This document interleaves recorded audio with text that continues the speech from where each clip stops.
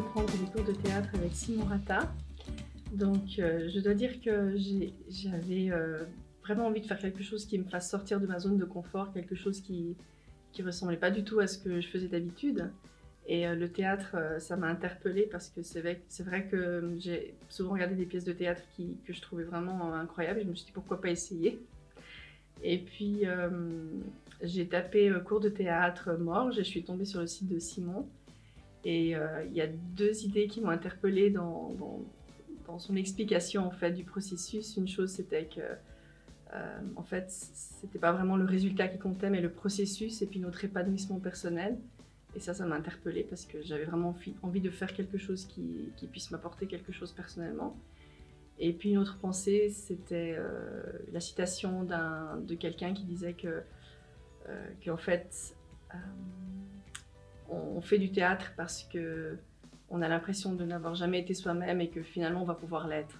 Et puis ça m'a beaucoup plu en fait, donc c'est ce qui m'a poussée à tenter la chance.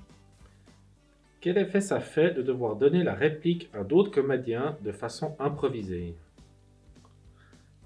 C'est pas facile, je dois dire. Autant je peux avoir une bonne répartie comme ça dans la vie en discutant, autant des fois sur scène quand il faut, je bloque. Et ça, c'est un gros boulot à faire aussi pour moi. Mais ça vient, enfin ça essaye de venir en tout cas. Et le premier cours que j'ai fait, il fallait improviser sur de l'absurde. J'avais jamais improvisé, et l'absurde, c'est pas mon rayon. Je crois que Simon était content de me voir arriver le mardi suivant parce qu'il en doutait un petit peu, je crois. Comment êtes-vous arrivé à jouer sur scène avec un groupe et même devant un public? Comment je suis arrivée? C'est quelque chose qui m'a demandé beaucoup de courage, beaucoup de confiance avec le groupe, au metteur en scène, Simon, et surtout, pour moi, le mot-clé, c'est oser. Oser le faire. Alors, quel effet ça fait de devoir donner la réplique à d'autres comédiens de façon improvisée? L'improvisation, c'est pas le plus dur. Le plus dur, c'est l'improvisation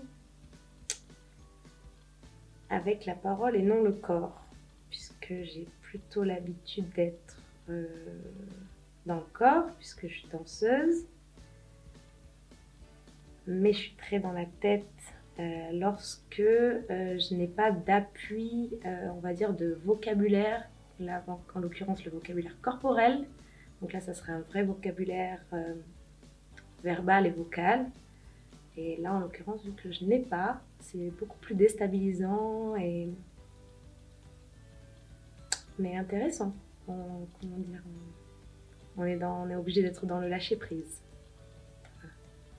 Quel message donneriez-vous à ceux qui nous regardent et qui n'ont jamais pris de cours de théâtre? Alors, d'en faire tout simplement. Même des initiations d'une journée, d'une heure. Moi, franchement, c'est le meilleur conseil que je puisse donner. Sans forcément partir sur un projet ou quoi que ce soit, c'est juste découvrir le média, le médium. Faire des rencontres et se laisser porter sans forcément chercher absolument une suite ou vraiment se laisser porter, découvrir et voir ce que ça nous apporte avant d'aller plus loin. Quand les cours de théâtre s'arrêtent pour l'été, qu'est-ce qui vous manque le plus? C'est le jeu avec les autres.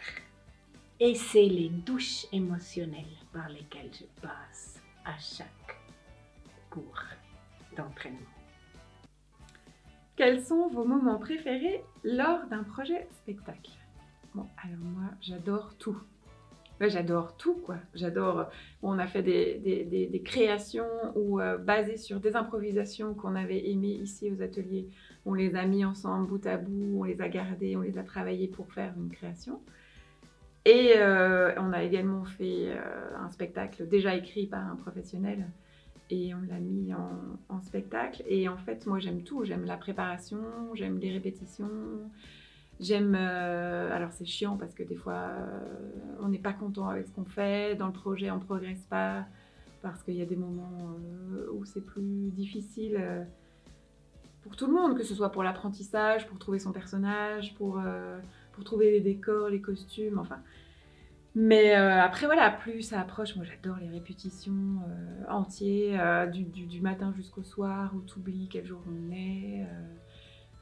L'ambiance, le fait d'être en troupe, j'adore le maquillage, j'adore les coulisses, j'adore le décor, j'adore les costumes. Enfin bon, en gros, moi j'adore. Quels sont vos moments préférés lors d'un projet spectacle? Alors, moi, mes moments préférés de mon projet spectacle est un spectacle d'improvisation.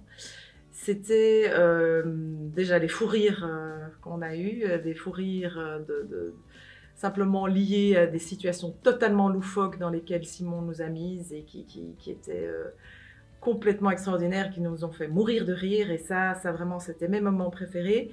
Mais je dirais aussi le moment où on est surpris